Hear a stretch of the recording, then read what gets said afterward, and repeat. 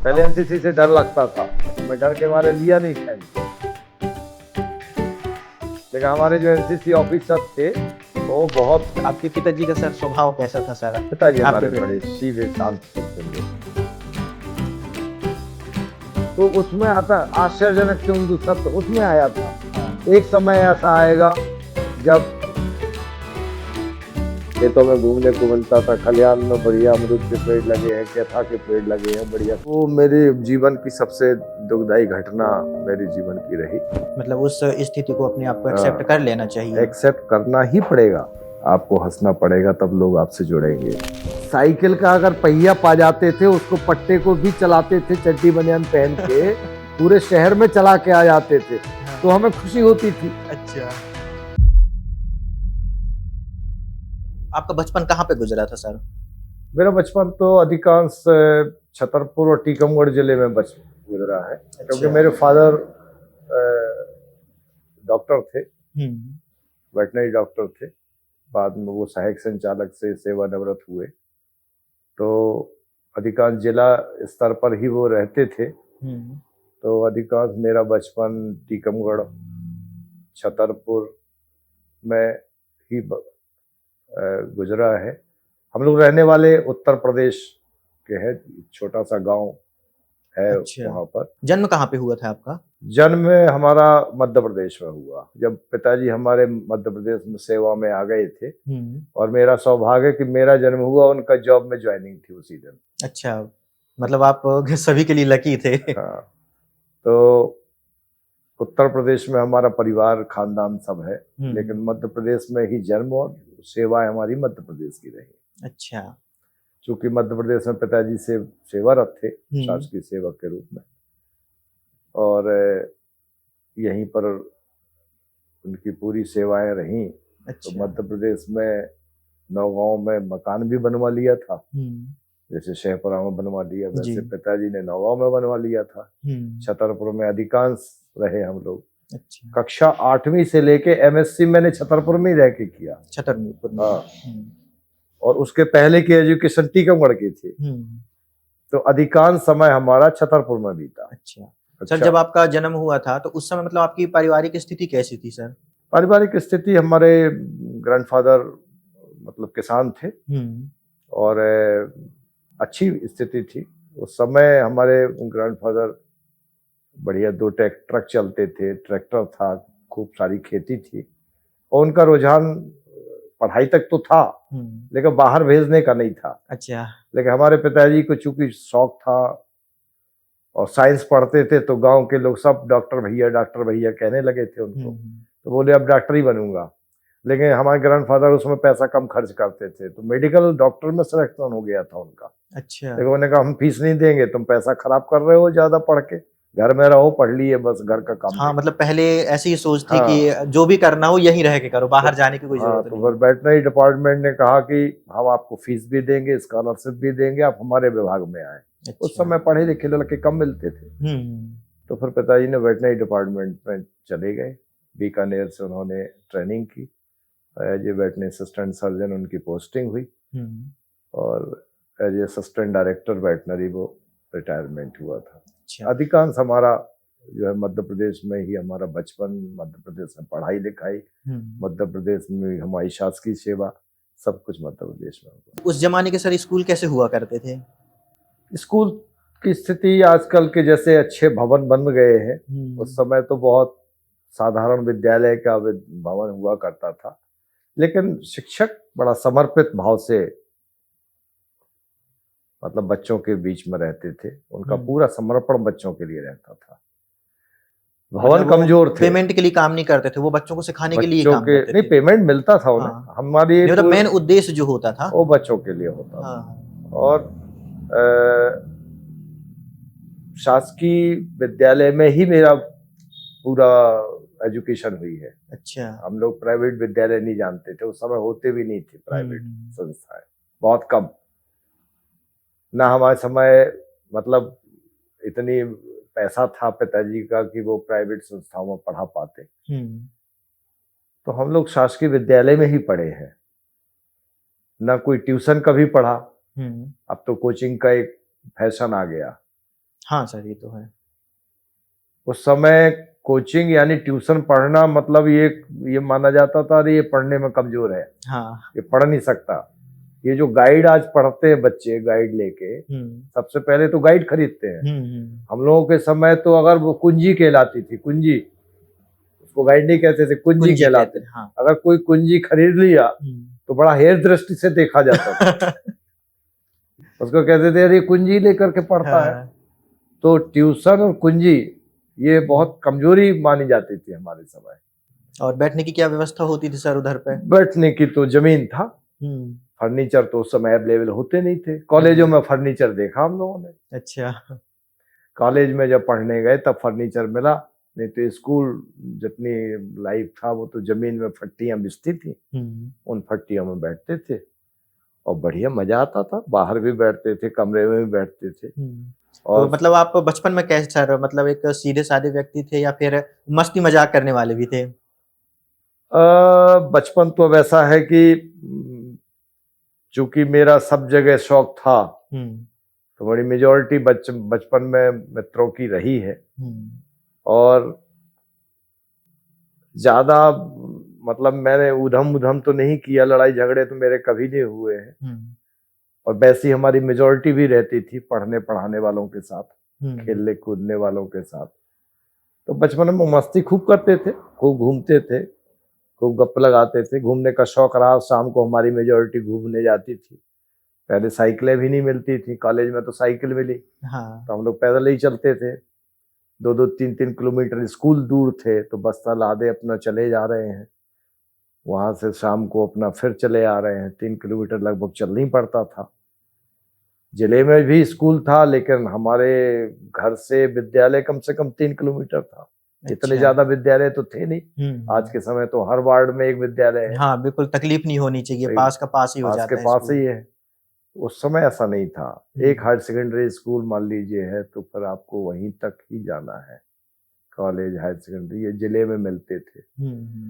तो बढ़िया रहा, बचपन बहुत अच्छा रहा। और आपके पिताजी का सर स्वभाव कैसा था सर? पिताजी हमारे बड़े सीधे शांत सज्जन व्यक्ति थे। अच्छा। उनको मतलब नहीं था, वो अपना, माताजी हमारी चिंता करती थी पूरा बच्चों की। पिताजी का तो ये था कि अगर कोई शिकायत है हम लोगों से तो वो माताजी से बोलते थे। अच्छा। और हमें अगर पिताजी तक कोई बात पहुंचानी है तो हम माताजी से बोलते थे। तो वो बात पिताजी पर इतना भय था हम लोगों में कि वो कभी नहीं पीटे, आज तक न डांटे हैं न पीटे हैं हमको। अच्छा, बचपन में आपकी पिटाई भी बिल्कुल नहीं हुई? लेकिन भय इतना था उनसे कि सीधे बैठ करके हम लोग कभी बात नहीं किए। हमें याद है जब हम सर्विस में आ गए, शादीशुदा जीवन हो गया, तब जाकर के वो बैठ के हम लोग बात किए हैं। अच्छा। तो जो भी बात पहुंचानी होती थी माताजी के द्वारा पहुंचाते थे। उन्हें भी डांटना होता था तो माताजी के थ्रू डांटते थे। अच्छा, आपसे डायरेक्ट नहीं बोलते? डायरेक्ट नहीं बोलेंगे, अरे ये पढ़ता नहीं है, ये घूमता है, ये मैं देख रहा हूँ इसको। तो हम, हमारी माताजी कहें कि आप ही बोल दो, नहीं बता देना। लेकिन उन्होंने सीधे आके कभी नहीं डांटा, किसी बच्चे को नहीं डांटा, और बहुत शांत थे। और जब भी वो कह दें माताजी कि कल उसके इंग्लिश का पेपर है, पढ़ा देना, तो फिर वो बैठ के पढ़ाते थे। अच्छा। और आप लोग जॉइंट फैमिली में रहते थे या फिर पिताजी के बस साथ रहते थे? अब चूंकि हमारे पिताजी तो सास की सेवा में थे, तो बाकी परिवार हमारा गांव में था। अच्छा। लेकिन ज्वाइंट ही था। हम लोग भी छुट्टियों में जाते थे, तो ज्वाइंट परिवार में ही इकट्ठे रहते थे। 2-2 महीने की छुट्टी में गांव जाते थे। अच्छा। तो बढ़िया सब ज्वाइंट फैमिली में रहते थे। 30-32 लोगों का परिवार था। अच्छा। हाँ, बहुत बड़ा घर था। खूब जो है वहां पर बड़ा मजा आता था संयुक्त परिवार में। हम लोग इंतजार करते थे कब छुट्टी खत्म हो, मतलब छुट्टी लगे और हम लोग पहुंचे। खूब खेतों में घूमते थे, खूब खलिहान में रहते थे, 2-2 महीने खूब काम करते थे और संयुक्त परिवार में मजा आता था। और गांव जाने की एक उत्साह भी अलग होता था उस समय कि कब छुट्टी हो और कब हम चले जाएं। हाँ, बहुत मजा आता था। क्यों? खेतों में घूमने को मिलता था, खलिहान में बढ़िया अमरूद के पेड़ लगे हैं, कैथा के पेड़ लगे हैं, बढ़िया खा रहे हैं। खूब वहाँ खलिहान में जब उस समय कटाई हो जाती थी, उड़ाई होती थी, उड़ाई में भी खूब दौड़ दौड़ के टोकनी में भर भर के देते थे। और चूंकि अब बाकी परिवार हमारा अकेले ही था, पिताजी थे, माताजी थी, हम थे, चाचा पढ़ते थे हमारे परिवार में, चाचा हमारे रह के पढ़े हमारे साथ, पिताजी के पास रह के। अच्छा। और एक कजिन ब्रदर थे, वो भी उन्होंने उनको भी पढ़ाया। तो ऐसा 4 भाई हम थे, एक बहन, 5 हम थे, 2 एक चाचा और कजिन ब्रदर, 6 लोगों को पढ़ाया उन्होंने, पिताजी ने। अच्छा सर, आप बता रहे थे कि आपके जन्म के बाद आपके पिताजी की जॉब में सिलेक्शन हुआ था। तो सर क्या आप बता सकते हैं कि उस समय में उनकी पेमेंट क्या हुआ करती थी? अब उस समय तो मेरे को तो अब अंदाज नहीं है कितना होगा, 150-200 रुपया शायद महीने के मिलते थे उस समय। 59 की बात कर रहा हूँ। अच्छा, 59 की बात है ये? 59 की बात कर रहा हूँ, 59-61 के बीच की बात है। उस समय शुरुआत थी, बहुत कम स्केल हुआ करते थे, तो उस समय तो बहुत ज्यादा पेमेंट। अरे हम ही जब 82 में नौकरी में आए तो पहली तनख्वाह 700 रुपए की मिली थी हमको। अच्छा। हाँ। अभी तक की पूरी एक्सपीरियंस में आपने अपनी लाइफ में सबसे अच्छा क्या सीखा सर? अभी तक का जो मेरा अनुभव रहा है, चूंकि मेरी सेवाएं अपने क्षेत्र से दूसरे क्षेत्र में आके मैंने सेवाएं दी, आदिवासी क्षेत्र में दी। और सबसे पहले बालाघाट में कुमादेही हायर सेकेंडरी स्कूल में मेरी पोस्टिंग हुई थी। अच्छा, सबसे पहली पोस्टिंग आपकी कुमादेही, अच्छा उधर बालाघाट हाँ। जिले में। और 16 किलोमीटर बहियर से दूर था वो, जब बसें नहीं चलती थी वहां। पैदल जाकर के मैंने ज्वाइन किया था, 16 किलोमीटर पैदल चल के, बंजार नदी को पानी क्रॉस करके जाके सर्विस ज्वाइन की थी। और आपका शहपुरा आना कब हुआ था? शहपुरा में आया था 1985। अच्छा, कौन से स्कूल में आपकी पोस्टिंग हुई थी शहपुरा में? जो अपना हायर सेकेंडरी, एक ही तो हायर सेकेंडरी स्कूल था उस समय, जो बस स्टैंड के पास है। ये हायर सेकेंडरी स्कूल में मेरी पोस्टिंग हुई थी। और उस समय जो है खूब सारा स्टाफ हुआ करता था, बहुत बड़ा विद्यालय था। अब तो बहुत सारे विद्यालय हो गए तो सब बढ़ गए। पहले इकलौता था ये विद्यालय, एक गर्ल्स था हायर सेकेंडरी और एक बॉयज था, तो मेरे बॉयज हायर सेकेंडरी में। अच्छा, फिर आप इधर पे प्रिंसिपल कब बने? मैं यहाँ पर 1991 में एज ए हेडमास्टर मेरा पोस्टिंग हुई थी, मतलब प्रमोशन हुआ था। और हुआ तो मेरा यहाँ से प्रमोशन कंचनपुर के लिए हुआ था, लेकिन चूंकि मैं एनसीसी ऑफिसर था। अच्छा, मतलब आने के बाद एनसीसी ऑफिसर? मैं 86 मैंने बीएड किया आने के बाद। हाँ। और 87-88 में मैं एनसीसी ऑफिसर हो गया था यहाँ। अच्छा। तो एनसीसी का एक नियम है कि एनसीसी ऑफिसर का ट्रांसफर नहीं होता जनरली। अच्छा। होता है तो वहीं होता है जहाँ एनसीसी होती है। अब मेरा चूंकि प्रमोशन हुआ था तो मेरे को भी प्रमोशन लेना था, तो मैंने जाके ज्वाइन कर लिया। तो एनसीसी डिपार्टमेंट ने हमारे, क्योंकि एक एनसीसी ऑफिसर को तैयार करने में सरकार का खर्चा बहुत होता है, उसको ट्रेनिंग कराना है उसको, तो वो इतने आसानी से एनसीसी ऑफिसर को जाने नहीं देते। तो जब विभाग से उन्होंने कहा कि हमारे एनसीसी ऑफिसर को वापस बुलाया जाए, तो यहाँ पद खाली नहीं था। फिर यहाँ पद खाली हुआ तो फिर मेरा वापस यहीं पर पदांकन भी हो गया एज एनसीसी ऑफिसर। मैं यहाँ पर फिर से आ गया। अच्छा, तो आपने स्कूल और कॉलेज में भी एनसीसी ज्वाइन की होगी फिर तो? कॉलेज में की थी मैंने। अच्छा, स्कूल में नहीं की थी। हाँ। पहले एनसीसी से डर लगता था, एनसीसी से नहीं डर लगता था। हम जब स्कूल में पढ़ते थे तब एनसीसी थी हमारे स्कूल में, लेकिन हमारे जो एनसीसी ऑफिसर थे वो बहुत भयंकर, बड़ी बड़ी मूछ और बड़ा लंबा शरीर, और देखने में तो उनसे बड़ा भय लगता था कि एनसीसी में ये कहीं पिटाई ना करें, कहीं दौड़ाए नहीं। तो मैं डर के मारे लिया नहीं था एनसीसी। पर कॉलेज में जब गया तो मेरे को शायद तो था, अंदर से था इच्छा, तो मैंने कॉलेज में एनसीसी दी थी। फिर कॉलेज में मैंने एनसीसी का बी सर्टिफिकेट किया था। और फिर एमएससी में गया तो फिर मैंने सी छोड़ दिया था, सी नहीं किया था, क्योंकि फिर पढ़ाई में थोड़ा ज्यादा ध्यान देना पड़ता है। अच्छा सर, आपने एनसीसी में यहाँ पे भी बहुत सारे लड़कों को देखा होगा, नौजवानों को देखा होगा, तो सर उसमें आपको क्या समझ में आता है सर कि पुराने जनरेशन के जो लोग थे और आज की जनरेशन के जो बच्चे हैं उनमें सर क्या फर्क है अभी? देखिए, मैं नहीं समझता कोई फर्क। अच्छा। हम बात जरूर करते हैं फर्क की। मैं कतई ये नहीं समझता हूं कि बड़ा फर्क आया है। अगर हम बच्चे को तैयार नहीं कर पाए तो कमी हम में है, मैं ये मान के चलता हूं। आज भी बच्चा सम्मान करता है शिक्षक का। एक अच्छे शिक्षक का सम्मान सदैव। और बच्चा क्यों आता है स्कूल? बच्चा कुछ लेने आता है, और अगर हम उसको दे सकते हैं, अगर वो उसको उसके हिसाब से मिला उसको, तो वो आपका सम्मान करेगा। पिता क्यों लाता है बच्चे को स्कूल में? वो इसलिए लाता है कि इसको कुछ बनाने के लिए लाता है जी। हाँ, थोड़ा सा पहले के बच्चों में और अब के बच्चों में ये अंतर थोड़ा सा समझ में आता है। देखो, जनरेशन गैप तो हुआ है। आज के जो समय है, पहले का समय है, अब सब इतना बड़ा सब संसाधन आ गए हैं, तो थोड़ा सा अंतर यही आया है कि आज के बच्चे ज्यादा तेज हैं। अच्छा। पिछले पहले के बच्चों से अब तो उनके पास सब कुछ है। आज मतलब डिजिटल गूगल बाबा है उनके पास, डिजिटल है, गूगल से सब पता लगा लेंगे, गाइड है, सब कुछ है। तो थोड़ा बच्चों में ये आया कि मेरे पास तो है भाई, गाइड है, मैं उत्तर ढूंढ लूंगा। हम लोगों के समय या हमारे समय जो बच्चे पढ़ते थे, उन्हें पूरी किताब से प्रश्न के उत्तर ढूंढने पड़ते थे। तो उस समय की टेक्नोलॉजी कैसी थी सर जब आप लोग पढ़ाई करते थे? कुछ नहीं था, किताब थी। और क्या कलर वाले टीवी हुआ करते थे कि ब्लैक एंड व्हाइट टीवी ही होता था? कुछ नहीं, काहे का ब्लैक एंड व्हाइट, रेडियो का जमाना था मतलब? रेडियो का जमाना था। अच्छा। जब हम लोग पढ़ते थे। हाँ। फिर जब हम लोग जॉब में आ गए, हाँ, तब भी टीवी नहीं देखे थे। मुझे ध्यान है 86 या 87 में जबलपुर में मैंने टीवी पहली बार देखा था।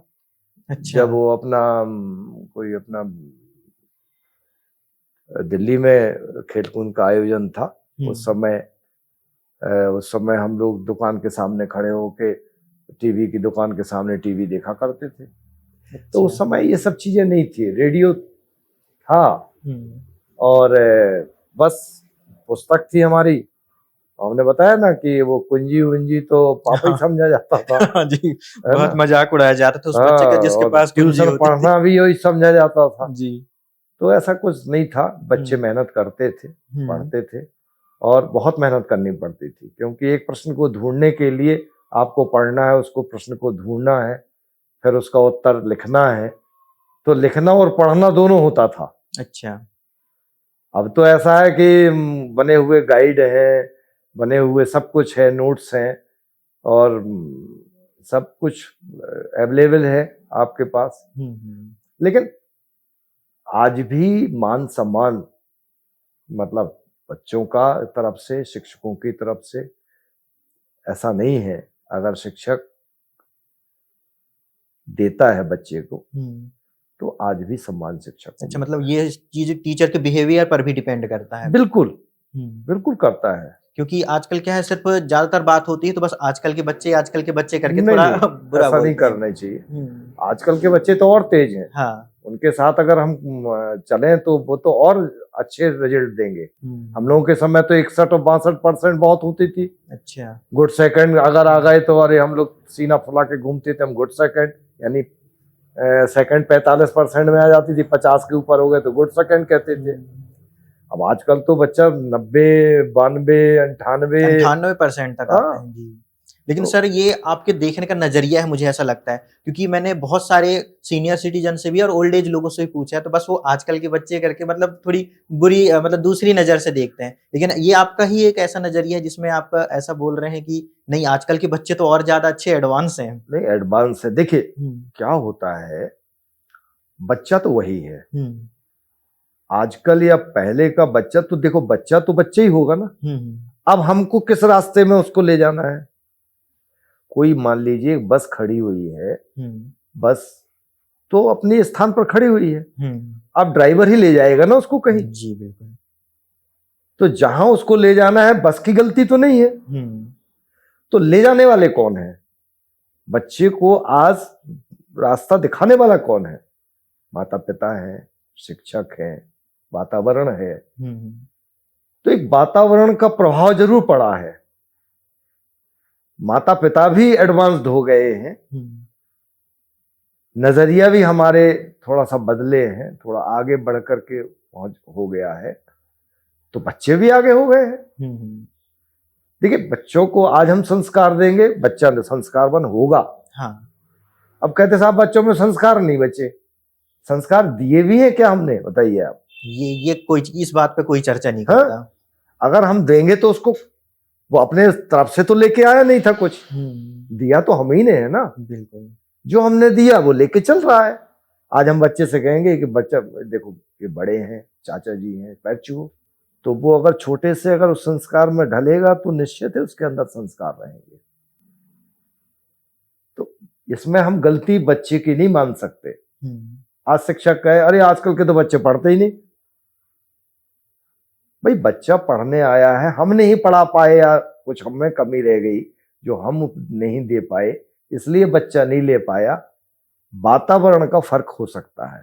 आज वातावरण इतना ज्यादा अब दूषित उसको हो चुका है। हाँ, क्या जहां उसको रोकने का काम हमारा है। अच्छा। देखिए, कोई भी चीज होती है तो पढ़ने का तो हम लोगों के समय भी हमको डर लगता था, अरे कोई पढ़ाई के लिए ना कहे, बहाने बनाते थे, छुपते थे, सर दर्द का बहाना, स्कूल ना जाने का, हम लोग भी करते थे। रात में नींद आ रही है, माता पिता कह रहे नहीं अभी पढ़ना पड़ेगा। तो बच्चों की प्रवृत्ति होती है, आज के बच्चे हों बाहर के बच्चे हों। अब आज मोबाइल है, अब कहते साहब मोबाइल बच्चा चलाता है, आज हम चलाएंगे तो बच्चा मोबाइल चलाएगा। बिल्कुल सर। आज आप देखिए, कल्पना करिए, हम बच्चों के सामने अगर मोबाइल ना चलाएं, हम किताब लेके पढ़ें, छोटे बच्चे से शुरू करो आप।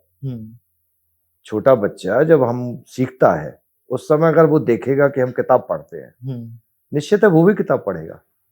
हाँ, ये तो है। अब आपको मोबाइल चलाते हुए देखता है वो, तो वो भी मोबाइल देखेगा। वो तो अच्छा लगता ही है मोबाइल, किसको नहीं अच्छा लगता। मोबाइल देखना तो सबको अच्छा लगता है। तो जब उसको आदत पड़ जाएगी तो फिर आसानी से छुड़ा पाओगे क्या आप मोबाइल? बिल्कुल नहीं सर, नहीं छुड़ा सकते। तो ये किसने हमने आदत डाली? हमने ही आदत डाली। हमने डाली, तो फिर अब हम क्यों उसको दोषी बता रहे हैं कि साहब वो मोबाइल छोड़ते ही नहीं। जमाना तो बढ़ेगा, जमाना तो आगे जाएगा, वो तो टेक्नोलॉजी में आगे बढ़ेगा। अब उसको अच्छा बुरा, मोबाइल में तो सब कुछ है, अच्छा भी है बुरा भी है। देखो तो ज्ञान बहुत है, और देखो तो दुरास्ता भी ऐसी ऐसी है कि गर्त में चला जाएगा बच्चा। तो ये हमारे ऊपर है कि हम उस पर कैसे किस रास्ते में लेके चलते हैं। अच्छा सर, किसी बच्चे को अगर अच्छे संस्कार देना हो या फिर बच्चा का एक कैरेक्टर निर्धारित करना हो तो उसकी उम्र कितनी तक होनी चाहिए सर? किस उम्र तक उसको मतलब बदला जा सकता है या फिर संस्कार देने की सही उम्र होते हैं? एक जो हमारी किशोरावस्था होती है बच्चे की, उस किशोरावस्था तक अगर हमने बच्चे में संस्कार ले आए, अगर उम्र में बात करें सर तो उम्र 14-15 तक, ये बहुत कच्ची उम्र होती है। इसमें संभालने की आवश्यकता होती है बच्चे, क्योंकि इसके बाद जब वो बढ़ता है आगे, कॉलेज लाइफ मान लीजिए, वो समझदार हो जाता है, अच्छा बुरा अपना समझता है, लेकिन इस समय वो अच्छा बुरा नहीं समझता जी। तो ये उम्र में हमें बच्चे के प्रति ज्यादा ध्यान देना चाहिए। अच्छा।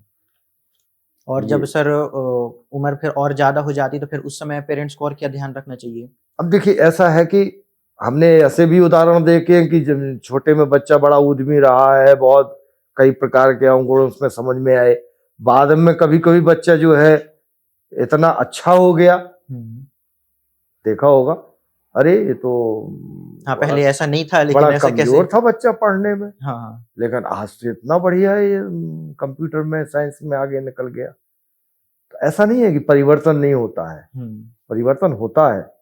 कभी कभी अच्छे संस्कारित बच्चे आगे बिगड़ जाते हैं, तो वही मैंने कहा ना, वातावरण का प्रभाव पड़ता है। अच्छा, वातावरण बहुत मायने रखता है।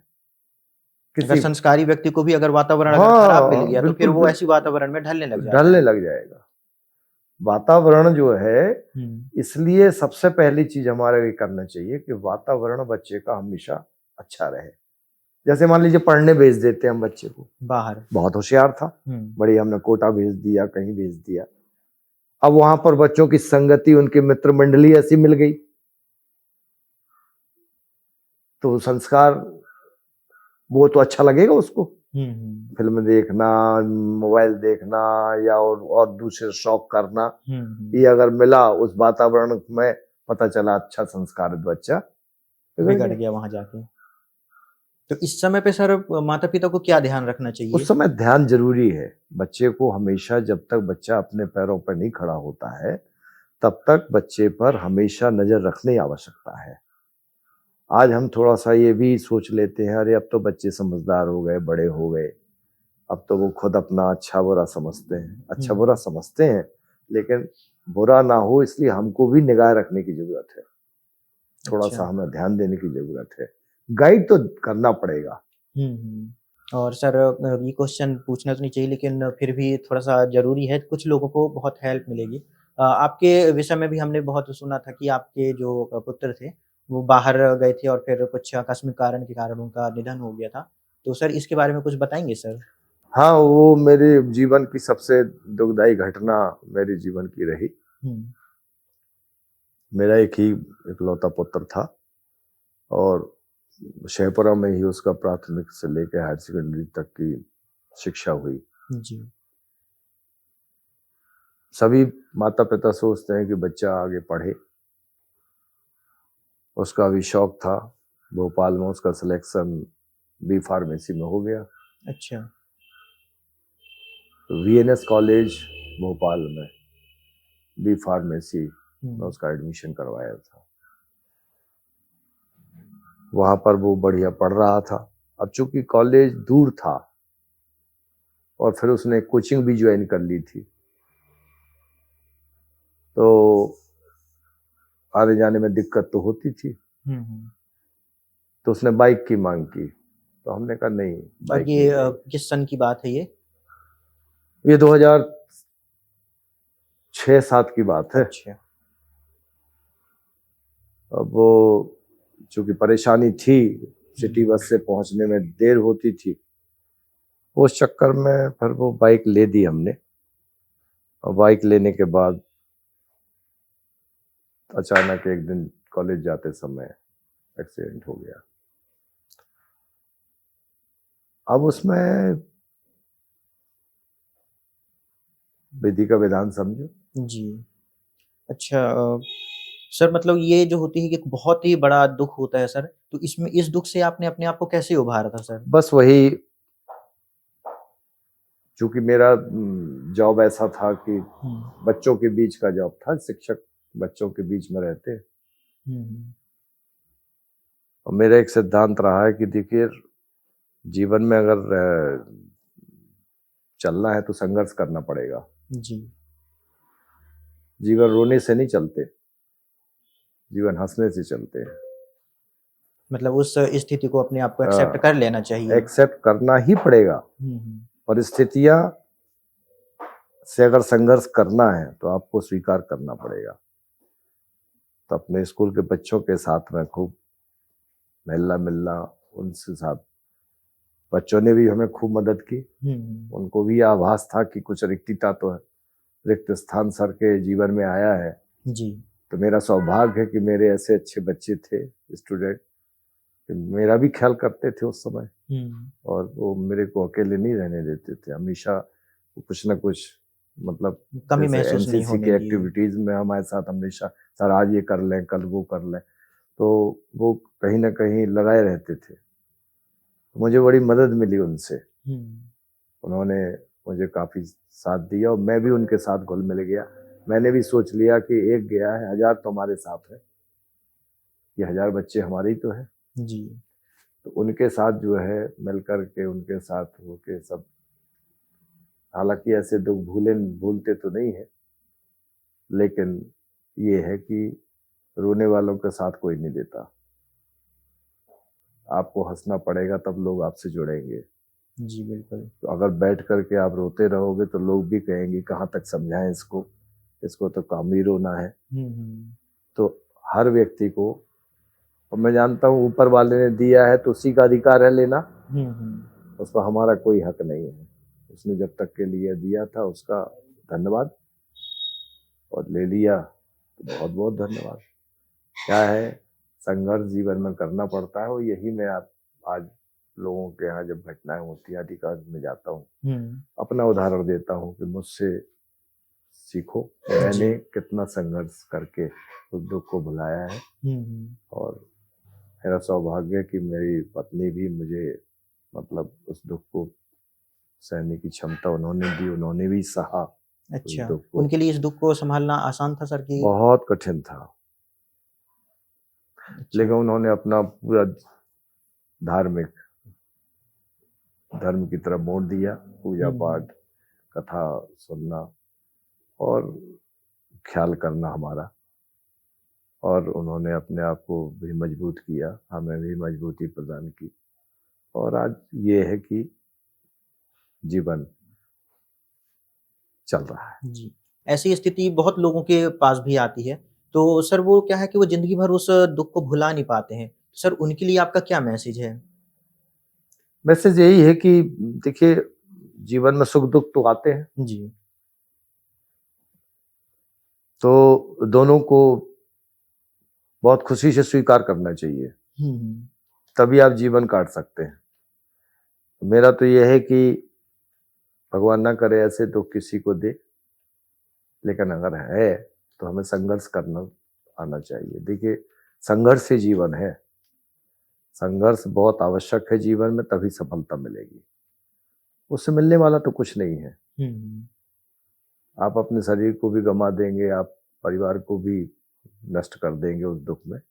इसलिए अच्छा है कि उसमें संघर्ष करें, खुद में मजबूती लाएं, खुद मजबूत बने।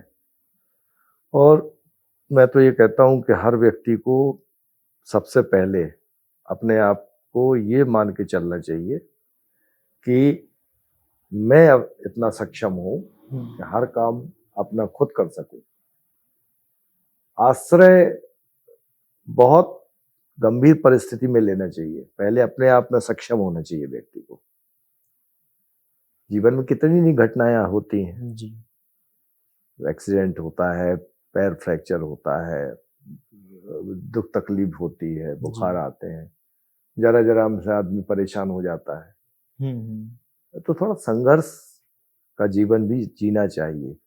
ईश्वर के भी जीवन में तो कितना संघर्ष नहीं आया। जी बिल्कुल, ये सही। भगवान के, वो तो खुद भगवान है, उन्होंने यही तो शिक्षा दी है। भगवान राम ने क्या कहा है, मतलब उनको मर्यादा पुरुषोत्तम क्यों, उनके जीवन को आप देखो ना, कहाँ कहाँ नहीं कष्ट उन्होंने क्या नहीं त्यागा है जी। तो वो जो आदर्श उन्होंने हम ही लोगों के लिए तो बताया है, उनसे सीखना चाहिए जी।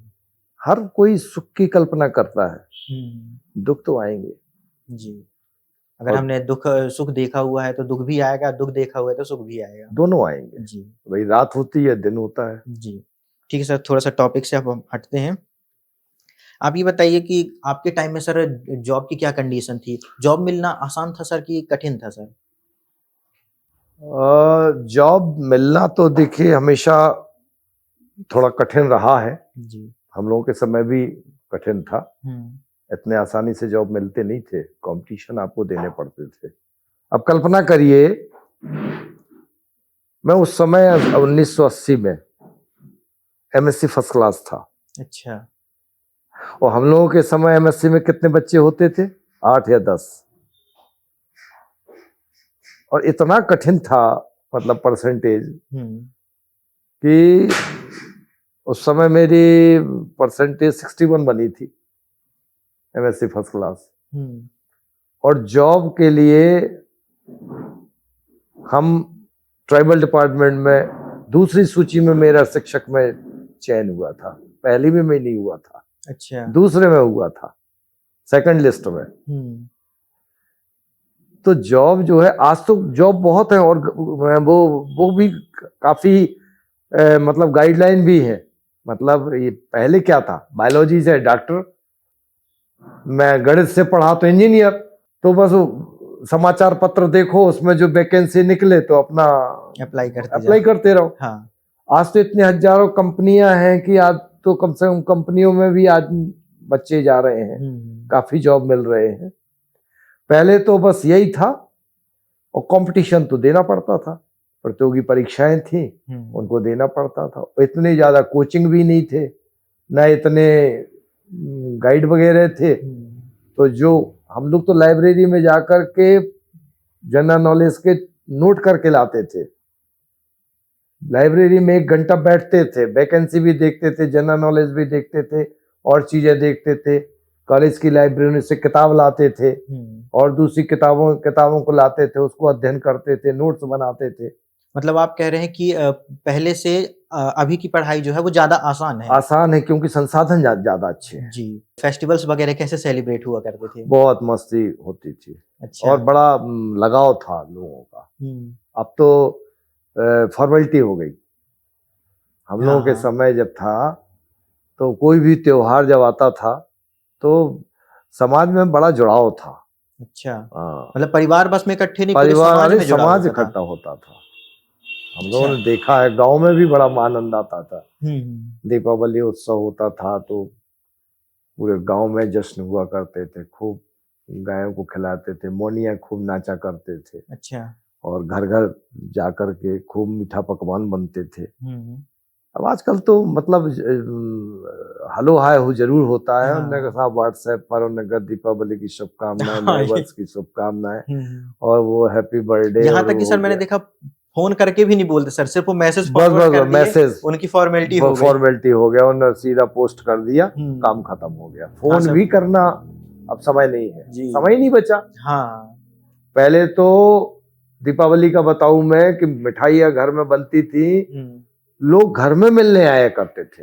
अच्छा। 10-10 दिन घर में बैठ करके वो पकवान खाते थे, दीपावली में बैठते थे। होली के उत्सव में पकवान बनते थे, होली खेलने घर आते थे। मोहल्ले में बड़ी बड़ी टोलियां निकलती थी। अब तो होली के त्योहार में पता ही नहीं चलता, लोग निकलते ही नहीं। पहले वो 2-2, 3-3 दिन की होली हुआ करती थी और खूब मस्ती होती थी और खूब घर में बैठ करके खूब पकवान खाते थे। अब तो वही है फॉर्मेलिटी, पैकेट बाजार से लाए, पैकिंग किए, सबको घर में दे आए, मुख्य जगह। तो उस समय था, बहुत अच्छा लगता था और बुरा भी नहीं मानते थे। अब उस समय होली का देखो, नाली में पटक रहे हैं, उसको घसीट रहे हैं। और आजकल लोग बुरा मान रहे हैं, इसलिए अब तो रंग बना लगाने में बुरा मानते हैं, इसलिए बोलते हैं बुरा न मानो होली। तो कुल मिलाकर के ये है कि समय का परिवर्तन है ये। अच्छा, तो सर आपको क्या लगता है सर, मतलब पुराने जमाने के लोग ज्यादा खुश रहा करते थे या आज ज्यादा खुश हैं लोग?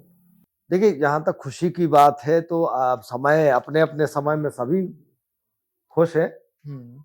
भाई आज देखिए, ये नहीं कह सकते कि आज दुखी है व्यक्ति। उस समय हम लोग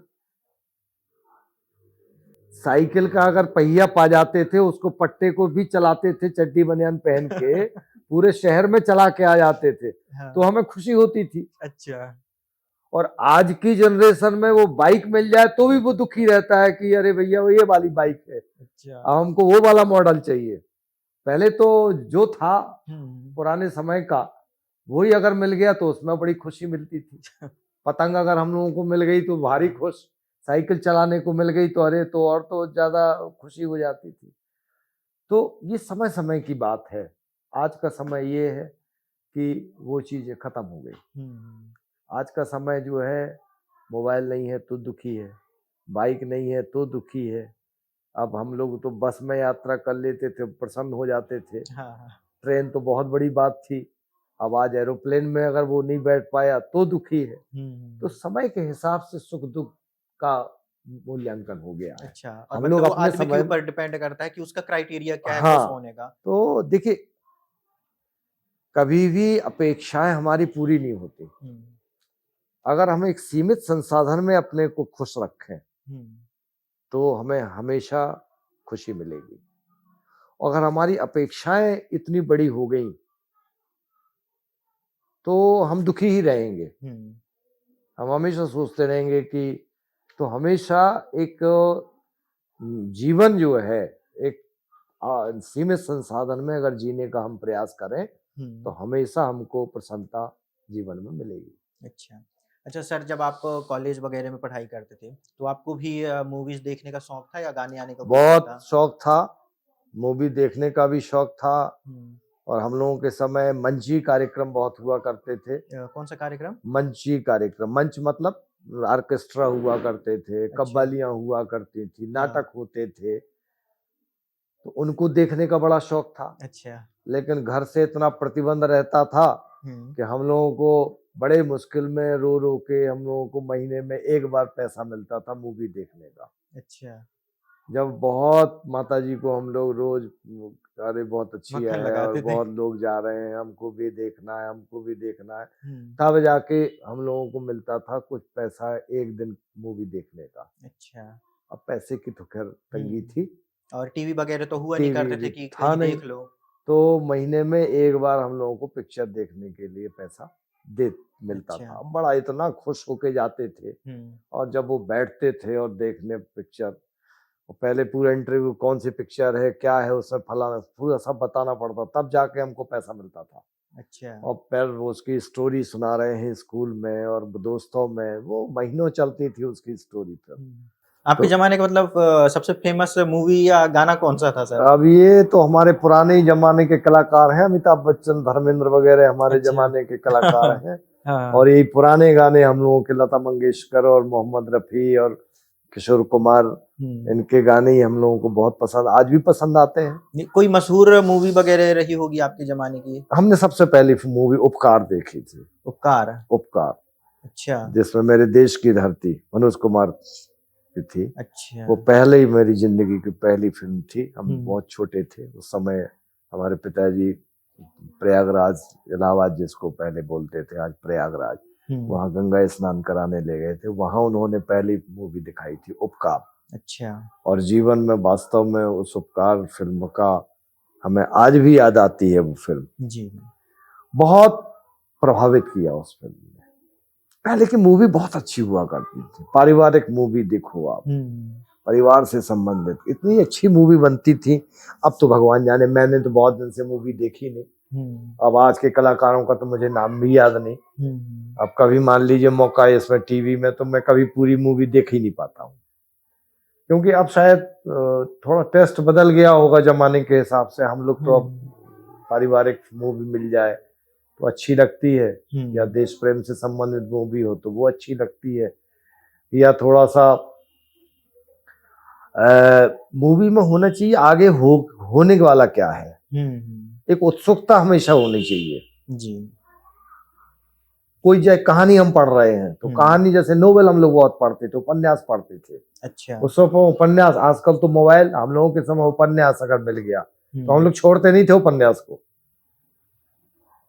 ओ खत्म ही करके छोड़ते थे उसको। यात्रा में निकलते थे, एक उपन्यास खरीद लिया, पूरी यात्रा में पूरी उपन्यास पढ़ डालते थे। अच्छा। और उस उपन्यासों पे बड़ी बड़ी पिक्चरें भी बनी हैं। आपने पहले ही अंदाजा लगा लिया था कि मोबाइल जैसे कुछ चीज आएंगी जिसमें लोग बैठ के ही देखेंगे, तो ये किस समय की बात है? ये है करीब 78-79 की बात है ये। अच्छा। एक्चुअल क्या है, मैंने अंदाज नहीं लगाया था। हाँ। मेरा शौक था लाइब्रेरी में पढ़ने का। हाँ। मैं शाम को पुस्तकालय जरूर जाता था। अच्छा, उस समय लाइब्रेरी हुआ करती थी? हाँ, लाइब्रेरी हुआ करती थी। अच्छा। हम लोगों को साहित्य तो लाइब्रेरी में मिलती थी। अच्छा, अरे सॉरी, मैं ई लाइब्रेरी समझ लिया था। हाँ, नहीं, ई लाइब्रेरी नहीं, पुस्तकालय होता था, पुस्तकों का भंडार होता था। अच्छा। तो ऐसे टेबल में अखबार पुस्तकें पड़ी रहती थी, गए उठाया पढ़े, या वहाँ के सदस्य बन गए तो 10-20 रुपया महीने का देना पड़ता था, तो रजिस्टर में चढ़ा के उस किताब को घर ले आते थे और घर में पढ़ते थे, फिर वापस करना पड़ती थी, फिर दूसरी पुस्तक ले आते थे। तो एक्चुअल मेरा शुरू से मिडिल स्कूल की से याद है मुझे, मेरी आदत में था, मैं डेली लाइब्रेरी जाता था शाम को 5 बजे। पुस्तकालय हमारे टीकमगढ़ में बहुत बड़ा पुस्तकालय था, छतरपुर में भी बहुत बड़ा पुस्तकालय थे, शासन की तरफ से पुस्तकालय थे, तो जाते थे, उसमें हम अखबार वगैरह पढ़ते थे। तो मेरी आदत थी, जो अच्छा लगता था उसकी कटिंग करता था मैं। अच्छा। नोट कर लेता था। हाँ। तो अखबार अगर मिल गया तो उसको काट के रख लेता था, अगर उन्हें अलाउ कर दिया तो, नहीं तो मैं नोट कर लाता था। तो ऐसी चीजों को मैं नोट करता रहता था। आश्चर्यजनक चीजें जो होती थी मेरे लिए, तो उनको मैं नोट करता था, तो उसमें आता था ये, ऐसा भी होगा, ये भी सत्य है। हाँ। तो उसमें आता आश्चर्यजनक क्यों सत्य, उसमें आया था। हाँ। एक समय ऐसा आएगा जब हम घर बैठे बात करेंगे, हम एक दूसरे को घर बैठे, तो उनमें हमने काफी कलेक्शन किया था। फिर उसका एक हमने लेख तैयार किया था। अच्छा, उस जमाने में ये अंदाजा लगाना तो बहुत बड़ी बात है, क्योंकि टीवीज वगैरह भी नहीं हुआ करती थी। ना ना ना ना ना, टीवी वगैरह कुछ नहीं था, रेडियो था। जो कुछ था रेडियो में, हम लोग क्रिकेट की कमेंट्री सुना करते थे, पिक्चर के साउंड ट्रैक रेडियो में आते थे। हम लोगों को मूवी देखने को नहीं मिलती थी, हम लोग इसको केवल सुन के मूवी का अंदाज लगाया करते थे। अच्छा, यानी जैसे आज हम लोगों का, आज आकाशवाणी से मान लीजिए उदाहरण के लिए घर घर की कहानी मूवी का प्रसारण है, तो केवल आवाज आती थी, तो उस आवाज को सुन के मूवी का आनंद लेते थे हम। ये जो आपके क्रिकेट के मैच होते हैं, 5-5 दिन के मैच हुआ करते थे, अच्छे अच्छे कमेंटेटर उसकी कमेंट्री करते थे, उसको हम लोग सुन के क्रिकेट का आनंद लेते थे। अच्छा, तो वो जमाना ये था, रेडियो बहुत महत्वपूर्ण था। रेडियो, हाँ, तो उस बड़े पर भी बड़े माँ बाप बड़े तैयार, बड़े रेडियो हुआ करते थे कि छोटे छोटे? अरे बड़े बड़े रेडियो होते थे, पूरा इतने बड़े रेडियो, पूरा हाँ। अलमारी में आ जाते थे, इतने हाँ। बड़े रेडियो होते थे। और वो रेडियो में भी हम लोगों को रेडियो नहीं सुनने को मिलता था। पिताजी का अगर न्यूज का समय हो गया तो फिर सब पूरा सब खत्म, हम लोग भाग जाते थे, उनकी न्यूज चलती। हाँ, एक तो पिताजी का आप लोग को भय भी था, वो भय था, वो न्यूज सुनते थे, उनका न्यूज शुरू हुआ तो हम लोग बस दूर हो जाते थे। अब वो न्यूज सुनते सुनते सो जाते थे। अच्छा, तो हम लोग सोचे सो गए, तो हम लोग उसको बदलते थे धीरे से, तो वो जग जाते थे, क्यों न्यूज क्यों अलग हो गई, फिर लगा देते थे, फिर भाग जाते थे। तो वो रेडियो सुनना भी कठिन था। जैसे रेडियो बजता, माता जी से बोलते थे क्यों ये पढ़ रहा है कि रेडियो सुन रहा है, तो माता जी कहते बंद कर दो, पिताजी नाराज हो रहे हैं, रेडियो सुन रहा है। नहीं, इसके कान से रेडियो टांग दो, बोलो उसको कान से टांग ले रेडियो। तो रेडियो सुनना भी कठिन था। अच्छा, तो मेरी एक आदत थी, वहां पर जाकर के मैं सब कलेक्शन करता था, उसका फिर मैं एक लेख बनाता था, उसको मैं देता था, तो वो उसको अपने रूप में, मतलब अपने भाषा में उसको परिवर्तित करके, और वो अच्छा ऐसा संयोग रहा कि बड़ा पसंद आया लोगों को, और आज वो कल्पना साकार हो रही है। अच्छा सर, ये जो आप बताए कि न्यूज़पेपर की कटिंग करके आप रखते थे जो आपको बहुत पसंद आता था, सर ये जो एक क्वालिटी होती है, ये एक अच्छे स्टूडेंट की क्वालिटी होती है, तो ये सब आपने मतलब कहाँ से सीखा सर? उस टाइम में आपका एक रोल मॉडल कौन था सर? अब रोल मॉडल क्या है, हमारी मेजॉरिटी थी, हमारे साथी थे, और कहते हैं ना वातावरण का प्रभाव पड़ता है। मेरी जो मित्र मंडली रही है, हमेशा पढ़ने पढ़ाने वालों के साथ मतलब रही मेरी। और आपके आदर्श कौन थे सर जिसको देख के आप प्रभावित हुए हो? हमारे शिक्षक आदर्श थे। अच्छा, हमारे जैसे एक रमेश श्रीवास्तव शिक्षक थे, वो हम लोगों को रोजाना शाम को जरूर वो जिम्नास्टिक वगैरह करवाया करते थे, और हम लोगों के साथ ही स्कूल से चला करते थे, हमको साथ कर ले करके। वो इतना फास्ट चलते थे कि हम लोग दौड़ते थे उनके साथ में। अच्छा, तो बड़ा प्रभाव पड़ता था उनके साथ चलने का। हाँ, और जो शिक्षक हमारे बोलते थे, कार्यक्रम में हम लोगों को प्रेरित करते थे, वो था उनकी प्रेरणा। और हमारे पिताजी को न्यूज़ सुनना पसंद थी, हम लोग भी सुना करते थे, पेपर भी आता था तो पेपर भी पढ़ते थे। हमारी माताजी को भी पेपर पढ़ के सुनाना पड़ता था, वो कहते हाँ सुनाओ समाचार, हमारे क्षेत्र के, हमारे घर तरफ के, देखो क्या समाचार आया है, तो वो भी सुनाते थे। तो बस बच्चों के जीवन में माता पिता और शिक्षक और उनके मित्र, इन लोगों का प्रभाव ज्यादा होता है। अच्छा, जैसे मित्र होंगे वैसा उसका वातावरण होगा। तो हमारी मित्र मंडली में ये है कि सब अच्छे अच्छे पदों पर गए हैं, सब पढ़ने लिखने वाले थे, उनका पारिवारिक जो था वो उसका प्रभाव बड़ा अच्छा पड़ा। अच्छा, आपने सर जैसे बताया कि मित्रों का भी बहुत प्रभाव पड़ता है, तो आपने मतलब दोस्त किस तरीके के बनाए थे? अपना फ्रेंड सर्कल कैसे बनाया था? देखो ऐसा है कि अपने स्वभाव से अपने मित्र बनते हैं। अच्छा, आपका जैसा स्वभाव होगा, हाँ, वैसे आपकी संगत होगी। हमारा पारिवारिक जो व्यवस्था रही है, हमारे पारिवारिक जो संस्कार रहे हैं, उससे स्वभाव बनता है। तो हमारे जब भी मैं क्रिकेट की एक घटना सुनाऊं, बहुत अच्छी घटना है जी। हम टीकमगढ़ से ट्रांसफर होकर पिताजी हमारे छतरपुर आए थे। अच्छा। और कक्षा 8 में मैंने छतरपुर महाराजा हायर सेकेंडरी स्कूल में एडमिशन लिया।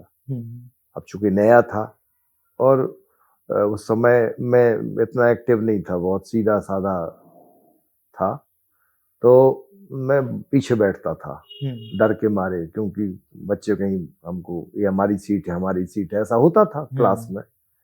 और सौभाग्य था कि उस समय हमको पहला फर्नीचर मिला था हायर सेकेंडरी स्कूल में, तो पीछे बैठते थे। तो एक मैच लिया था वहां पर लड़कों ने, क्रिकेट का मैच था, एक कम पड़ गया उसमें। तो वो मेरे पास आए, बोले ये लड़का आया है बाहर से, ये हो सकता है क्रिकेट खेलता हो। तो मेरे से पूछे क्रिकेट खेलते हो? तो मैं डर के मारे कह दिया हाँ। बोले इसको ले लो। मैं क्रिकेट जानते ही नहीं था और मारे डर के मैंने कह दिया हाँ। बोले इसको ले लो, नाम लिख लिया। बोले चलो, हमने कहा हम पीरियड नहीं छोड़ेंगे। अरे बोले नहीं, वो अब सर ने दे दी, अनुमति दे दी है और चलो सर से पूछवा देते हैं। सर बोले जाओ खेलाओ। हम लोग गए, मैच था, तो मैं बड़े गौर से देख रहा था कि खेलना कैसे है। मैं देख रहा था, बॉल आती थी और बस मार देते थे, बॉल आती थी मार देते। अरे मैंने कहा ये तो मैं आराम से कर लूंगा।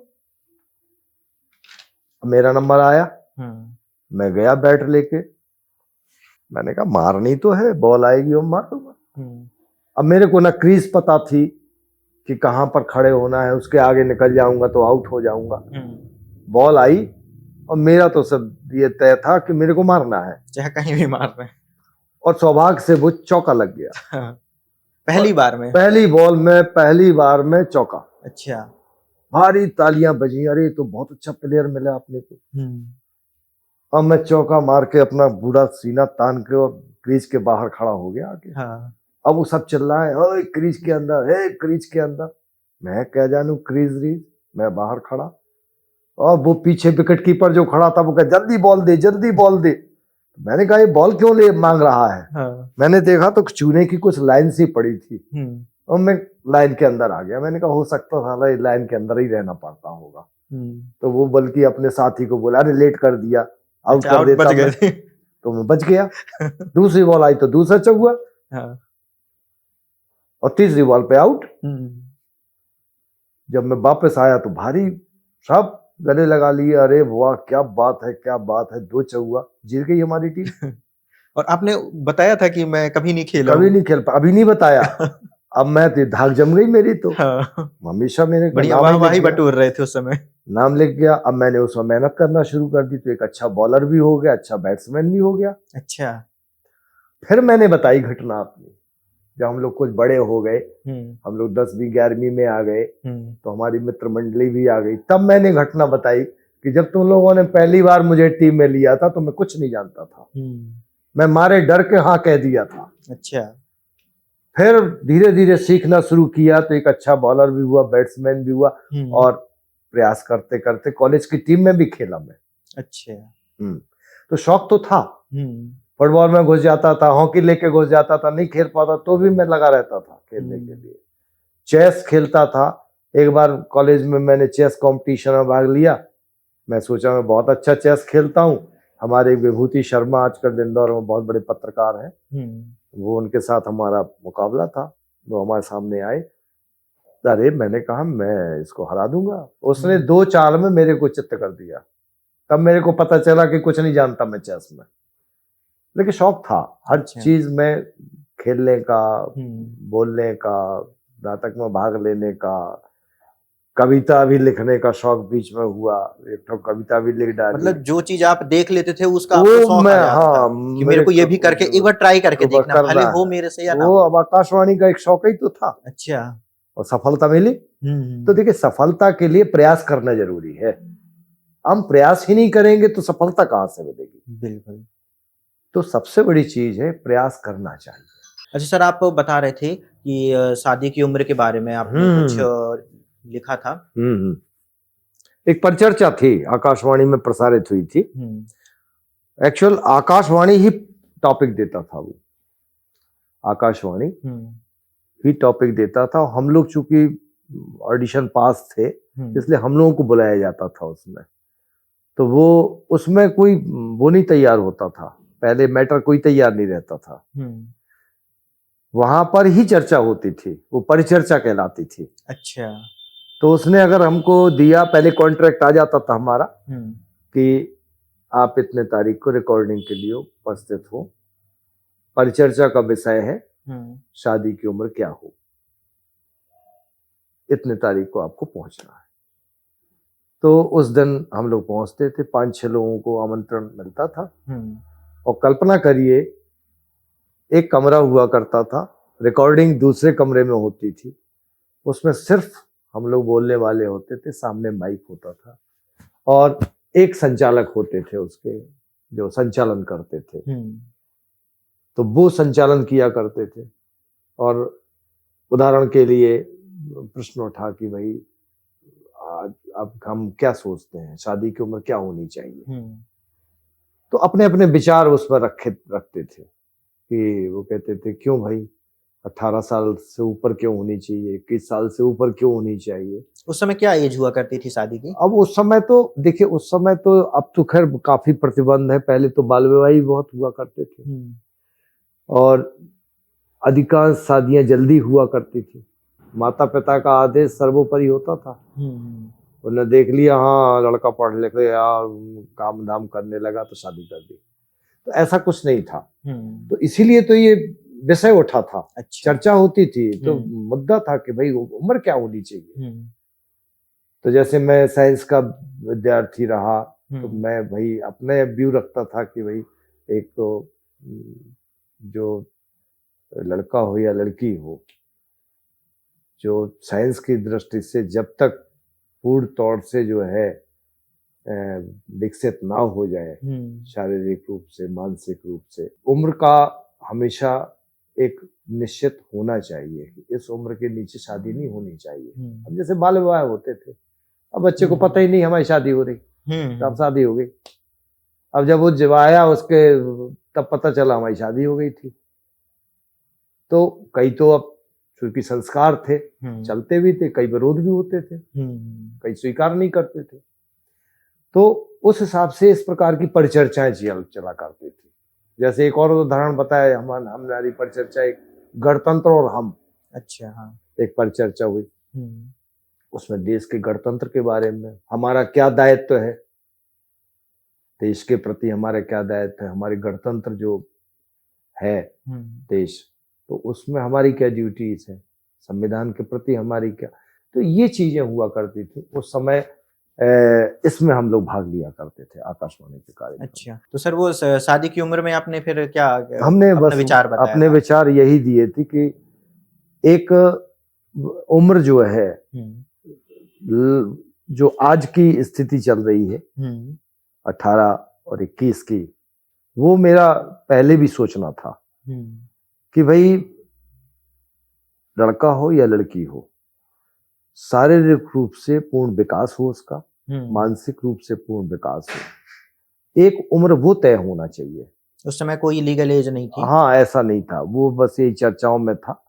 तो हमारा यही था कि जो आज चल रहा है, मैंने उस समय इसी मुद्दे को रखा था कि कम से कम उस समय तक बच्चे की शिक्षा भी पूरी हो जाती है, बच्चा समझ भी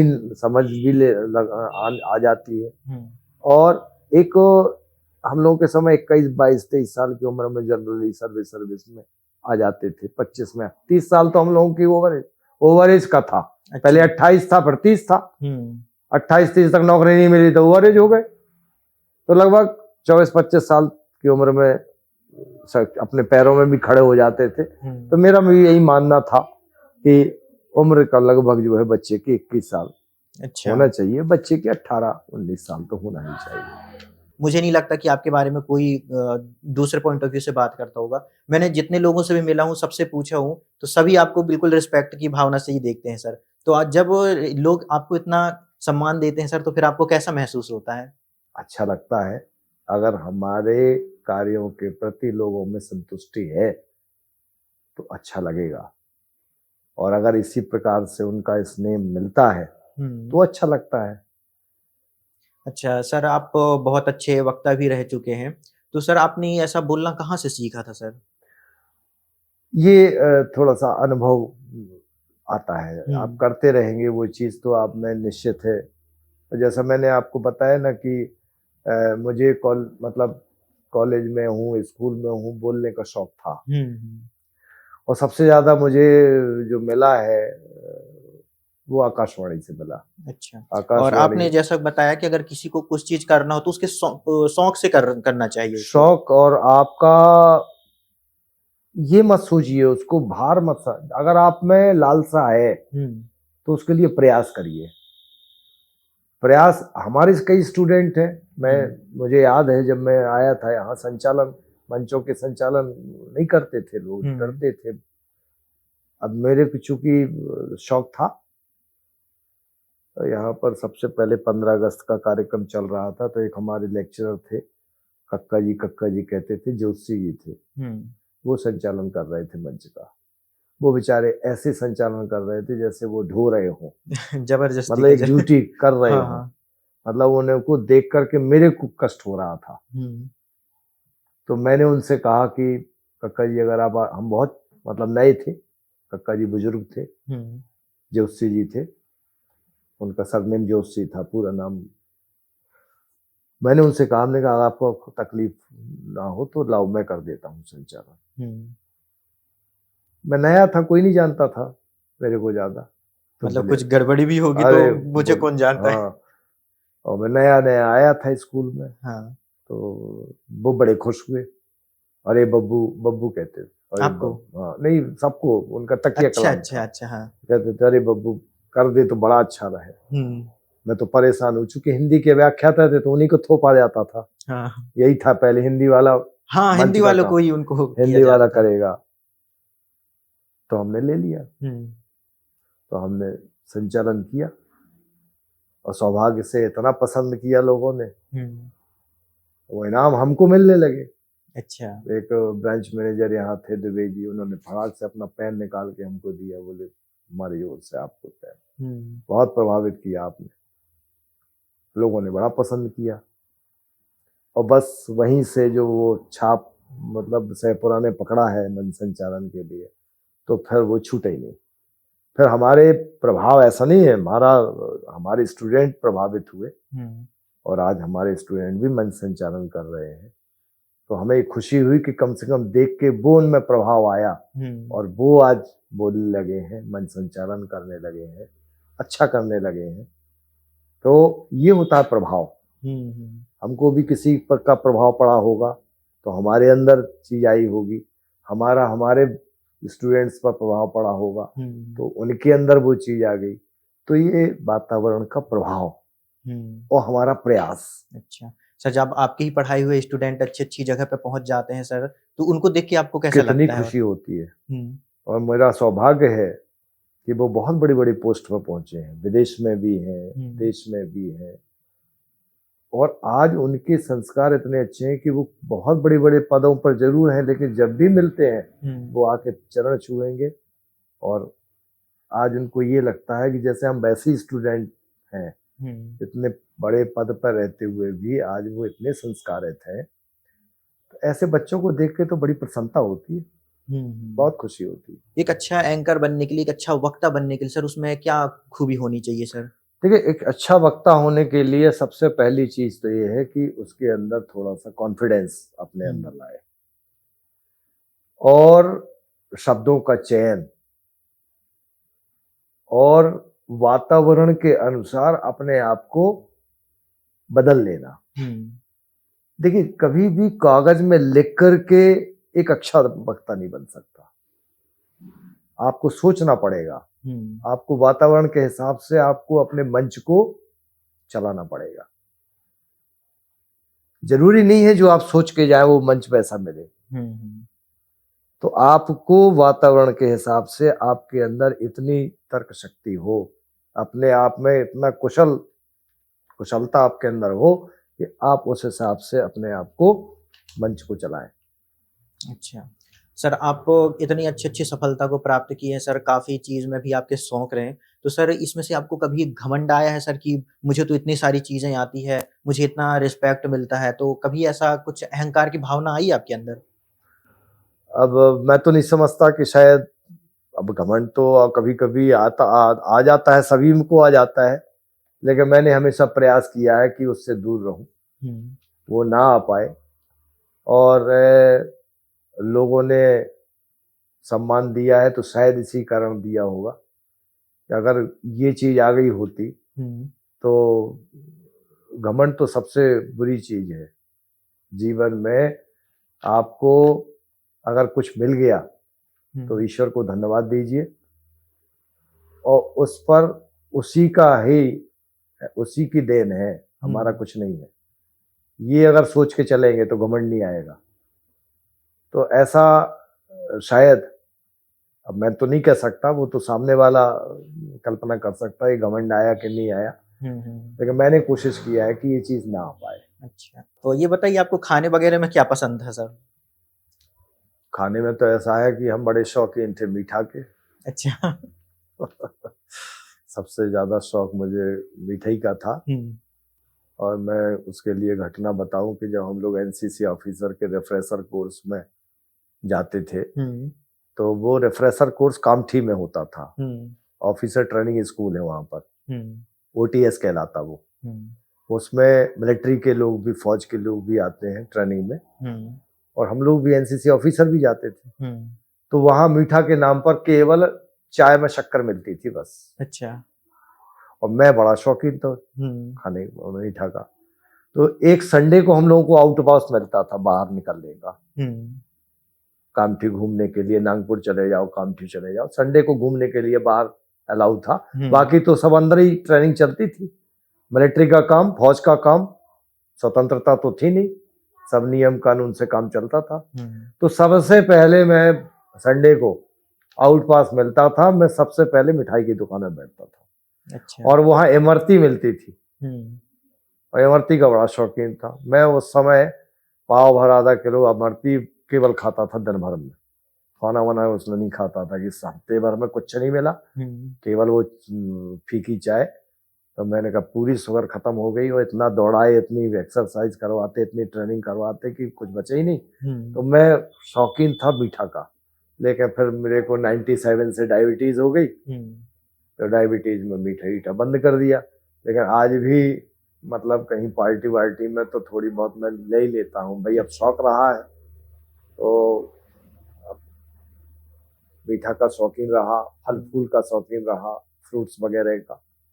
आज भी मुझे एक फल नाश्ते के बाद चाहिए ही चाहिए, चाहे मैं सेव फल खाऊं, चाहे पपीता खाऊं, अमरूद देशी, अभी तो हाइब्रिड आने लगे, ठंड में अमरूद बहुत खाता हूँ मैं। अच्छा। तो खाने पीने का शौक रहा, लेकिन हाँ बाजार के खाने का शौक नहीं रहा मुझे। आप आज भी देखोगे मैं 2-3 लोगों के बीच में चाय पीने जरूर बैठ जाऊंगा, लेकिन मेरी आज भी आदत नहीं है कि मैं वहां बैठ के समोसा खाऊं या आलू बंडा खाऊं, या होटलिंग तो मुझे शुरू से ही मतलब मैंने नहीं की। अच्छा, और आज भी नहीं? आज भी मेरी आदत है, कभी इच्छा नहीं होती मुझे होटलिंग करने की, कभी नहीं। हाँ, लोगों के साथ बैठ जाऊं कि चलो भाई अब पार्टी बैठी है तो भाई खा लिया, लेकिन मैं खुद अकेले कभी नहीं मिलूंगा। मतलब ये वाला शौक आपको नहीं था? नहीं था। अच्छा। मेरे को ये शौक कभी नहीं रहा। और ना हम लोग के मतलब परिवार में इतना पैसा था कि बच्चों को इतना जेब खर्च मिलता हो। हम लोगों को याद है कभी जेब खर्च नहीं मिला। अभी एक बार मित्र मंडली ने कहा कि भाई हफ्ते में तो एक बार अपन होटल में बैठ के समोसा खा सकते हैं। अब उस समय समोसा भी बड़ा महंगा पड़ता था, तो मैंने कह दिया भाई मैं तो नहीं खिला पाऊंगा। अच्छा। ना मैं खा पाऊंगा, क्योंकि खाऊंगा तो खिलाना पड़ेगा। हमारे यहाँ भाई नहीं मिलेगा पैसा। हमारे माता पिता ने कभी नहीं दिया होटल के लिए पैसा। घर में बनाया उनने, क्या खाना है घर में खाओ, सब बनाती थी वो, खूब मात्रा में बनाती थी, तो होटल नहीं खिलाती थी। अच्छा। और सर बचपन से अभी तक की कोई ऐसी आदत जो अभी तक बदल ना पाए हो आप? पान वान खाने का ज्यादा शौक हो गया था, और तम्बाकू भी उपयोग करने लगा था। लेकिन मेरे अंदर इच्छा शक्ति थोड़ी है, मैंने कोरोना से जो छोड़ा है तो सब कुछ छोड़ा है। आज अच्छा। तो मतलब यदा कदा कहीं पान वान खाता हूँ, वो जर्दा वर्दा तो सब बंद कर दिया। तो बदलने के लिए, और थोड़ा सा शुरू में तेज तो स्वभाव रहा है मेरा। अब तुम लोग भी स्टूडेंट रहे हो तो शायद कभी देखा होगा, थोड़ा तेज तो रहा हूँ, और गुस्सा भी आ जाता था जी। और लेकिन हाँ, अब बड़ा नॉर्मल हो गया हूँ इन सब चीज़ों को। और सर मैंने देखा है हेल्थ को लेके आप बहुत सीरियस होते हैं सर। आप इतने फिट हमेशा से कैसे हैं सर? आप मैंने देखा वॉकिंग वगैरह पे भी जाते हैं और वो रेगुलर जाते हैं। हाँ, अब एक तो देखो परिस्थितियाँ भी हो, मेरा स्वभाव भी है। स्वभाव ऐसा है कि शुरू से मैंने कहा कि मैं घूमने का शौकीन रहा हूँ। अच्छा, वो जो आपने डायबिटीज़ का बताया था उससे पहले से ही आप पहले घूमने से जाते मेरी थे? आदत तो वॉकिंग की थी। हम लोग मित्र मंडली थी, शाम को साइकिल से 2-3 किलोमीटर घूमने जाते थे, लौट के आते थे। भले ही घर में डांट पड़ती थी, 1 घंटे से कहाँ हो, क्यों जाते हो, लेकिन वो शौक था थोड़ा साइकिलिंग का, सवेरे घूमने का। फिर चूंकि एनसीसी वगैरह से हम जुड़े रहे, तो बच्चों के बीच में तो 2-3 घंटे खूब हम मेहनत भी करते थे, उनसे भी करवाते थे। मैं सिर्फ ट्रेनिंग नहीं, उनके साथ ही मेहनत करता था। दूसरा, फिर डायबिटीज हो गई, तो फिर डॉक्टर ने कहा नहीं, घूमना तो जरूरी है, तो वो तो मेरे शौक में था, तो मैंने कुछ और बढ़ा दिया घूमना। सुबह शाम बल को घूमना, एक्सरसाइज करना। आज भी मैं योगा प्राणायाम सुबह करता हूँ, शाम को घूमने जाता हूँ। और प्राइमरी लेवल पर जिम्नास्टिक की ट्रेनिंग देने आए थे एक हमारे यहाँ हरियाणा या पंजाब से कहीं से आए थे। उन्होंने हमको जिम्नास्टिक सिखाई थी। मैं दुबला पतला था। कॉलेज में हम लोगों ने प्रेजेंटेशन दिया था, छोटे छोटे बच्चों ने, और मैं चक्रासन बना के अपने पेट पर मैंने बच्चे को खड़ा किया था, एक लड़के को। अच्छा। और घर में पिटाई पड़ी थी फिर मेरी। भैया ने देख लिया, वो कॉलेज में पढ़ते थे, मेरे को देखा, चक्रासन लगाया इसने, अपने पेट के ऊपर एक लड़के को खड़ा किया। घर में आके बताया कि इसका तो पेट ही हड्डी वड्डी टूट जाएगी, किसी ने रीढ़ की हड्डी वड्डी टूट जाएगी। माता जी ने कहा क्या, अपने से ज्यादा वजनी लड़के को अपने पेट पे चढ़ाया। तो कितने लड़के को चढ़ाया था आपने? एक लड़का खड़ा था, मैं चक्रासन लेके, मेरे ऊपर एक लड़का पेट पे खड़ा था। उसका शरीर कैसा था? आपसे ज्यादा था उस समय? वो थोड़ा सा तगड़ा था, मैं कमजोर था, लेकिन चक्रासन नहीं कर पाता था। अच्छा। तो मैं चक्रासन करके उसको बिठाया था। तो एक झांकी बनाई थी हम लोगों ने, तो मैं चक्रासन में परफेक्ट मैं था। फट से चक्रासन लगाता था, अपने ऊपर खड़ा कर देता था। अच्छा। तो डांट भी पड़ी थी, लेकिन शौक मेरा रहा है इस तरह फिजिकल हेल्थ की तरफ। अगर सर आपको फिर से जीवन जीने का मौका मिल जाए, अगर आपकी एज फिर से 20-25 के बीच में आ जाए, तो सर ऐसा आपको क्या लगता है कि कुछ चीज छूट गई है जो आप फिर से करना चाहो सर? अब कहाँ मिलेगा पुराना जीवन? नहीं, फिर भी अगर बहुत कुछ चीजें छूट गई हैं, क्योंकि हम लोगों के समय स्वतंत्रता तो थी नहीं। हम लोग बड़े उसमें जिए हैं अपने जीवन में, एक अभाव भी था, और शौक जो थे वो दबाने पड़ते थे। और अगर फिर से मिले, वही है, चाहते हैं कि भाई जो हमने अभाव जिए, यानी हम लोग साइकिल चलाने के लिए भी पिटाई होती थी। अच्छा। मुझे एक घटना याद है कि मेरे पिताजी ने कभी नहीं डांटा, कभी नहीं पीटा। पहली बार मैं किराए की साइकिल लेके चला गया था और 25 पैसे उसका भुगतान किया था मैंने, और पिताजी को पता चल गया था और कैंची चला के गया था। अच्छा, उस समय उम्र क्या थी आपकी? उस समय उम्र थी मेरी करीब वही 12-13 साल। अच्छा। तो मैं पिताजी को जब पता चला तो उन्होंने पहली बार डांटा। तो वो स्वतंत्रता जो नहीं थी, और वो शौक नहीं पूरे हो पाए, और वो जो अभिलाषाएं थी वो पूरी नहीं हो पाई। शायद अब जमाना बदल गया है तो वो चीजें कर सकूं।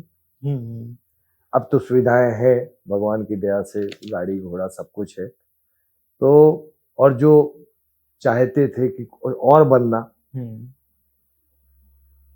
और कुछ बनना चाहते थे। अच्छा। ख्वाब तो बहुत थे। हाँ। अरे एमएससी की है, अच्छे अधिकारी बनेंगे, अच्छी गाड़ी चलेगी, 2-4 नौकर चलेंगे। सबसे बड़ा ख्वाब क्या था सर आपका बनने का? सबसे बड़ा ख्वाब हमारा ये था, मेरा ये था कि जॉब तो करना है, लेकिन एक अच्छा जॉब, पीएससी वगैरह दे करके। अच्छा, उस समय पीएससी वगैरह का क्रेज था सर? अरे बहुत कठिन था पीएससी, कठिन थी और बहुत मेहनत होती थी। लेकिन मेरा सौभाग्य था कि मैं एमएससी करके निकला, फिर मैंने लॉ में एडमिशन लिया, एक ही साल लॉ कर पाया, और अगले उसमें इंटरव्यू मेरा सिलेक्शन भी हो गया, तो मैं जॉब में आ गया। अच्छा।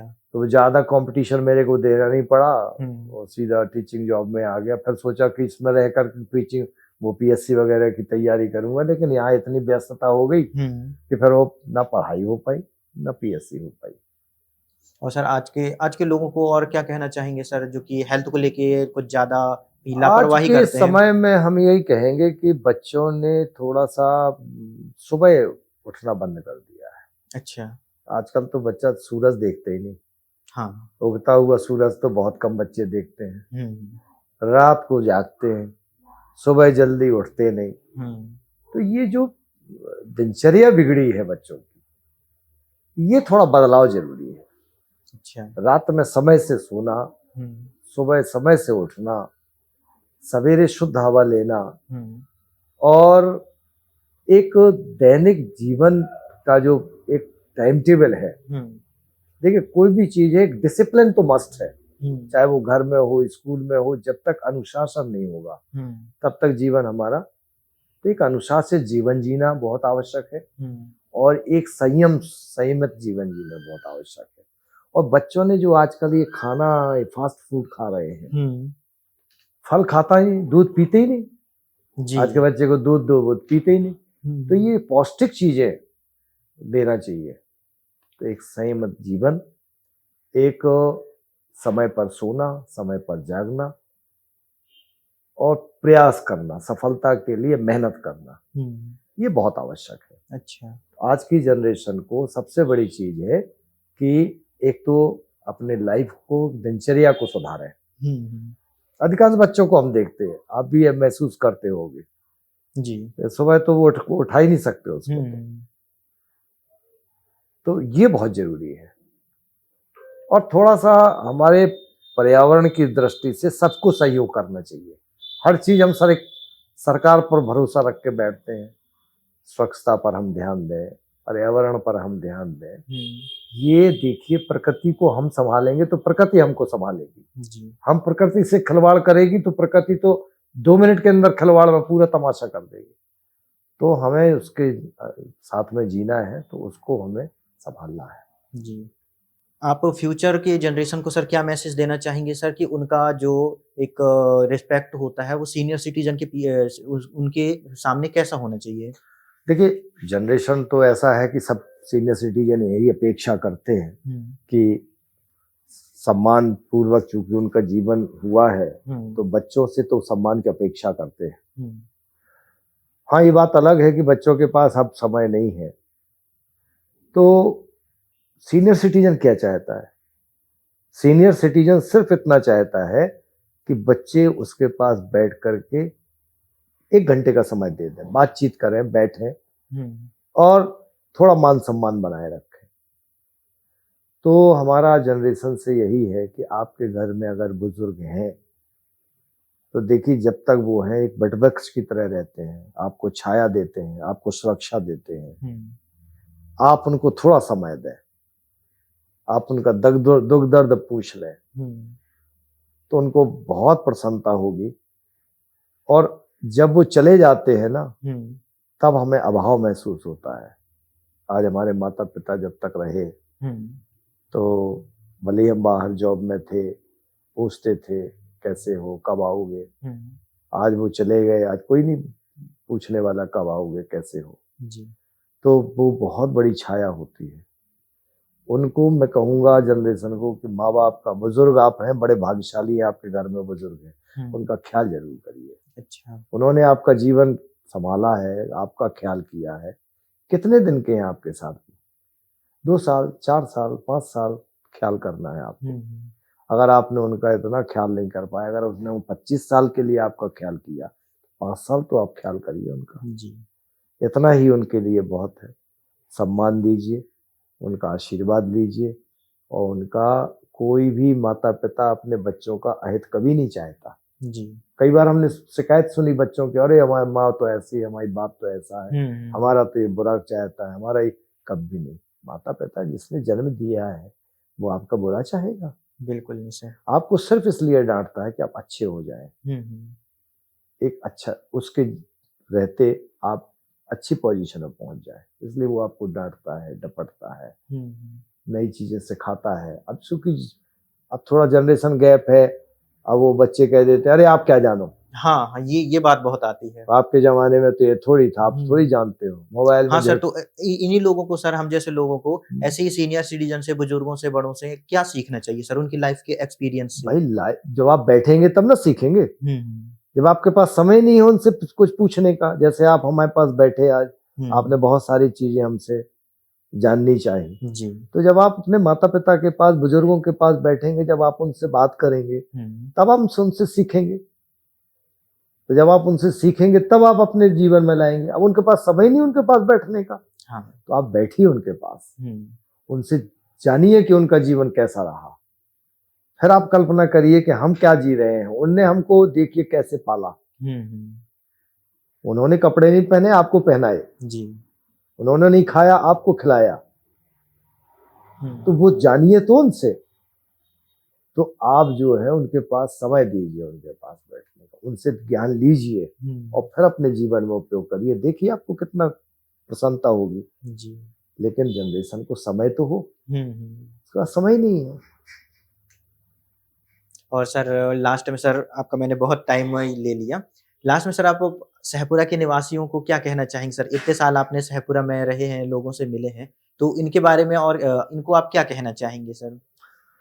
अच्छा है, मेरी तो कल्पना है कि भाई शेखपुरा हुँ, मैं जब आया था तब से आज तक बहुत विकास हुआ है शेखपुरा में। हुँ, शेखपुरा का ऐसा ही विकास हो। हुँ, लोग यहाँ के बहुत अच्छे हैं, बड़ा स्नेह है सभी का हुँ, और ऐसे ही मिलजुल करके सब लोग रहें हुँ, और शेखपुरा का खूब विकास करें। जी, और यहाँ पर एक अच्छी चीज़ मैंने देखी है कि हम बड़े बाहर से हैं, लेकिन मुझे कभी नहीं ऐसा आभास हुआ हम बाहर से हैं। हुँ, समय सदैव हमें हमेशा यहाँ का स्नेह मिला है हुँ, और मैं तो कल्पना करता हूँ कि शेखपुरा और सुंदर बने, यहाँ के लोग और सुंदर हों, हुँ, ऐसे ही समरसता बनी रहे। जी। सर आपके इतने बिजी शेड्यूल में से सर आपने इतना ज़्यादा समय दिए सर उसके लिए सर बहुत-बहुत आपको धन्यवाद। उम्मीद करता हूँ सर आपके जीवन से सर मैं तो बहुत कुछ सीखा ही हूँ और जितने भी हमारे जैसे युवा होंगे और वो लोग भी आपके जीवन से और काफ़ी चीज़ें सीखेंगे। और सर उम्मीद करता हूँ सर कि और अगर किसी के क्वेश्चन्स होंगे तो मैं आपसे दोबारा ज़रूर मिलना चाहूँगा सर। और आपसे सर मिलने के बाद बहुत ही अच्छा लगा सर, काफ़ी चीज़ें भी सीखने को मिली और बहुत सारी चीज़ें जो भ्रांतियाँ टाइप पे दिमाग में रहती हैं, कुछ गलत अवधारणा रहती है, वो सारी चीज़ें दूर हुई हैं। सर उसके लिए सर मैं आपको बहुत-बहुत धन्यवाद कहना चाहूँगा सर। बहुत-बहुत धन्यवाद कि इतना कुछ हमें भी अच्छा लगा जी। कि चलो कुछ बताने का मौका मिला, हुँ, किसी ने इतना समय दिया और जन्म से लेके आज तक के पूरा जीवन की किताब पलट दी जी। और अच्छा मैं तारीफ करूँगा, बहुत अच्छा है, कैसे किसी के अंदर से निकालना है, कैसे हमको एक अच्छी चीज़ तैयार करनी है और भगवान आपको ऐसे ही प्रगति दे और खूब आगे बढ़ो, जी। खूब, बिल्कुल सर, आप लोग का सर ऐसे ही आशीर्वाद और गाइडेंस खूब, मिलता खूब रहेगा सर तो सारा बिल्कुल आशीर्वाद। ज़रूर बढ़ेंगे सर। बहुत-बहुत धन्यवाद। जी सर, आपका भी बहुत-बहुत बहुत-बहुत धन्यवाद। धन्यवाद सर।